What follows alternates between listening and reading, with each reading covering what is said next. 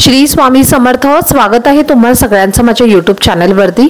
आजचा दिवस तुम्हा सर्वांना खूप छान सुखाचा आणि आनंदाचा जाऊ देत हीच मी स्वामींच्या चरणी प्रार्थना करते आणि आजच्या व्हिडिओला सुरुवात करते। पण त्या अगोदर तुम्ही माझ्या चॅनलवरती जर नवीन असाल तर चॅनलला सबस्क्राइब नक्की करा। त्याचबरोबर कमेंटमध्ये श्री स्वामी समर्थ लिहायला अजिबात विसरू नका। ऑक्टोबर पासून नवरात्रीला सुरुवात झालेली आहे आणि प्रत्येक घरामध्ये घट सुद्धा बसवलेली असतील। नवरात्री हा जो सण असतो तर तो आपल्या कुलदेवीचा, आपल्या आई भगवतीचा, आपल्या माता जगदंबेचा कुलाचार करण्याचा हा सण असतो। तर या नवरात्रीच्या 9 दिवसांमध्ये आपल्यावरती मातेची कृपा व्हावी यासाठी आपल्याला दिव्यामध्ये एक वस्तू टाकायची आहे। आपण रोज जो दिवा लावत असतो आपल्या घरामध्ये तर त्या दिव्याचं महत्त्व आपल्याला माहितीच आहे। आपण जर रोज आपल्या घरामध्ये दिवा लावला तर आपल्या जीवनातील जे काही सकारात्मक विचार आहेत तर ते वाढतात आणि जे नकारात्मक विचार असतात तर ते कमी होतात, किंवा आपल्या घरातील नकारात्मक शक्ती किंवा जी निगेटिव्हिटी असते तर ती खूप मोठ्या प्रमाणामध्ये कमी होते। असा हा दिवा असतो। दिवा हा बुद्धीचे, ज्ञानाचे आणि त्यागाचे प्रतीक मानला जातो। दिव्यामध्ये अनेक प्रकारचे भाव तयार होताना दिसून येतात। जर आपल्यावरती आपल्या देवीची कृपा असेल तर बघा दिव्यामध्ये रोज तुम्ही बघाल की वेगवेगळ्या प्रकारच्या आकृती तयार होतात। काही दिव्यांमध्ये चंद्र आकृती तयार होते, काही दिव्यांमध्ये फूल तयार होतं, तर काही दिव्यांमध्ये साक्षात स्वामी सुद्धा दर्शन देत असतात। इतकं महत्त्व या दिव्याला असतं। तर या दिव्याचे आपल्याला काही उपाय करायचे असतात। त्याचबरोबर आपल्याला हा एक उपाय जो आहे तर तो दिव्याचा आपल्याला या नवरात्रीमध्ये करायचा आहे।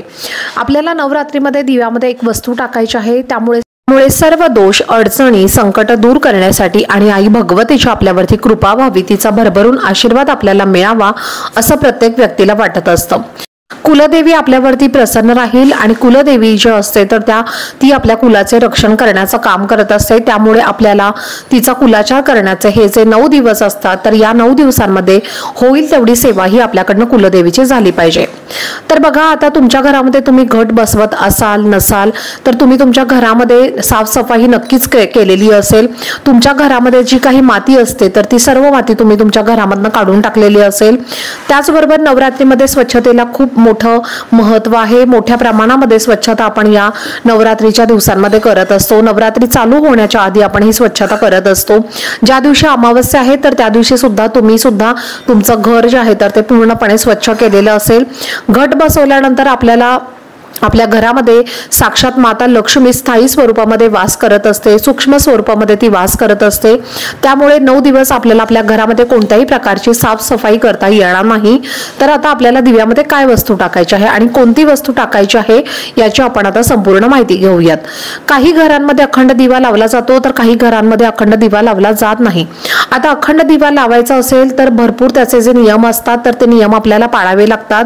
घट जर तुम्ही बसवत असाल तर घटाच्या समोर तुम्हाला अखंड दिवा लावायचा असतो। त्याच ठिकाणी घट बसवले जात नाही तरी सुद्धा तिथे अखंड दिवा हा लावला जातो। आता तुमच्या घरामध्ये जर तुम्ही अखंड दिवा लावणार असाल तर त्या दिव्यामध्ये तुम्हाला एक वस्तू टाकायची आहे। तर हा दिवा जो आहे तर त्यामुळे लवकर विझणार नाही। त्याचबरोबर आपल्या घरामध्ये सकारात्मक शक्तींचा प्रभाव सुद्धा वाढेल आणि ज्या काही आपल्या इच्छा आहेत तर त्या इच्छापूर्ती सुद्धा होतील। आपल्या अवतीभोवती जे काही दोष आहेत तर ते दोष सुद्धा दूर होतील। अशी ही महत्त्वाची गोष्ट आहे। तर आपल्याला दिव्यामध्ये काय टाकायचं आहे तर रोज आपल्याला दिव्यामध्ये एक कापराची वडी टाकायची आहे। तुम्हाला सर्वांनाच कापराचं महत्त्व माहिती असेल आणि सर्वांच्याच घरामध्ये कापूर हा असतोच। तर हा कापूर आपल्याला दिव्यामध्ये टाकायचा आहे। आता तुमच्याकडे जर भीमसेनी कापूर असेल तर भीमसेनी कापराची अगदी छोटीशी वडी जी आहे तर ती तुम्हाला या दिव्यामध्ये टाकायची आहे। तर कापराचे महत्त्व तुम्हाला सर्वांना माहिती आहे। कापरामध्ये खूप मोठ्या प्रमाणामध्ये सकारात्मक शक्ती असते। रोज कापूर आपण आपल्या घरामध्ये जर जाळला तर त्यामुळे आपल्या घरामध्ये निगेटिव्हिटी जी असते, जी काही नकारात्मक शक्ती असते तर ती संपूर्णपणे नष्ट होत असते। त्यामुळे तुमच्या दिव्यामध्ये तुम्हाला रोज एक कापराची वडी टाकायची आहे। आता कापराची वडी जी आहे तर ती तुम्ही अगदी छोटीशी, भीमसेनी कापूर जो असतो तर त्याला कुठल्याही प्रकारचा शेप नसतो तर त्यामुळे तुम्ही अगदी छोटासा तुकडा जो आहे तर तो त्या भीमसेनी कापराचा तुम्ही तुमच्या दिव्यामध्ये टाकायचा आहे। जर तुम्ही मोठा कापूर टाकणार असाल किंवा इतर कोणताही कापूर टाकणार असाल तर मग हा कापूर ज्यावेळेला पूर्णपणे विरघळेल त्यानंतर तुम्हाला दुसरा कापूर तुम्ही टाकू शकता। तर अशा पद्धतीने तुम्हाला कापूर हा रोजच्या रोज तुमच्या दिव्यामध्ये टाकायचा करायचा आहे। जर तुमचा कापूर विरघळला नसेल तर मग तुम्ही एक दिवस स्किप करून दुसऱ्या दिवशी हा कापूर टाकला तरीही चालेल।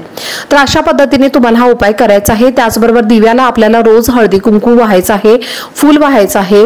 त्याचबरोबर आपल्याला मातेला प्रार्थना करायची आहे। तुमच्या घरामध्ये जे काही दोष आहेत, ज्या काही अडचणी आहेत तर त्या संपूर्णपणे तुमच्या घरामधून नष्ट होऊ देत। त्याचबरोबर तुमच्या जीवनामध्ये पैशाच्या जर काही अडचणी असतील, नोकरीच्या संबंधित जर काही अडचणी असतील तर या सगळ्या वेगवेगळ्या प्रकारच्या ज्या काही अडचणी असतात तर त्या सर्व अडचणी तुम्हाला दूर होऊ देत अशी मातेला प्रार्थना करायची आहे। तुम्हाला शक्य झालं तर तुम्ही दुर्गा सप्तशतीचा पाठ सुद्धा या 9 दिवसांमध्ये नक्की आवर्जून करा। तुम्हाला प्रत्येक व्हिडिओमध्ये मी दुर्गा सप्तशतीच्या पाठाबद्दल सांगितलेलं आहे, त्याचं खूप महत्त्व आहे। कारण दुर्गा सप्तशतीचा हा जो ग्रंथ असतो तर हा इतका प्रभावी ग्रंथ आहे आणि या ग्रंथाचं जर तुम्ही नवरात्रीमध्ये पठण केलं तर तुमच्या आयुष्यामध्ये चमत्कारिक बदल घडताना तुम्हाला नक्कीच दिसून येतील। त्यामुळे तुम्ही दुर्गा सप्तशतीचे पाठ हे या नवरात्रीच्या दिवसांमध्ये नक्की करा। जर तुम्हाला रोज पाठ करणं शक्य नसेल तर मग तुम्ही एकदाच सुद्धा पाठ केला तरीही चालेल। तर अशा पद्धतीने तुम्हाला हा दुर्गा सप्तशतीचा पाठ सुद्धा नवरात्रीच्या 9 दिवसांमध्ये करायचा आहे। तुम्ही हा संकल्पयुक्त सुद्धा करू शकता किंवा तुम्ही रोज सेवा म्हणून सुद्धा केली तरीही चालेल। आता जर समजा तुम्हाला दुर्गा सप्तशतीचा पाठ करणं शक्य नसेल तर मग तुम्हाला सिद्ध कुंजिका जे स्तोत्र आहे तर त्याचं तुम्हाला पठण करायचं आहे। 1 ते 2 मिनिटाचा वेळ लागतो हे स्तोत्र पठण करायला। तर हे जे स्तोत्र आहे तर ते तुम्हाला नित्यसेवेच्या स्वामींच्या पोथीमध्ये नक्कीच मिळेल। सिद्ध कुंजिका स्तोत्रम हे स्तोत्र जे आहे तर ते आपल्याला रोजच्या रोज पठण करायचं आहे। दुर्गा सप्तशतीचं आपल्याला जसं फळ मिळत असतं त्याचप्रमाणे हा पाठ केल्यामुळे म्हणजे हे सिद्ध कुंजिका स्तोत्र जे आहे तर त्याचं पठण केल्यामुळे त्याचं सुद्धा आपल्याला तेवढंच फळ हे मिळत असतं। तर अशा पद्धतीने आपल्याला आई जगदंबेची होईल तेवढी सेवा, मंत्रोपचार हे आपल्या घरामध्ये करायचे आहेत आणि या नवरात्रीच्या 9 दिवसांमध्ये तुम्हाला होईल तेवढी आपल्या कुलदेवीची सेवा ही नक्की आवर्जून करायची आहे। त्यासोबतच जे काही उपाय तुमच्या सोबत मी शेअर करत असते तर ते उपाय सुद्धा तुम्हाला करायचे आहेत।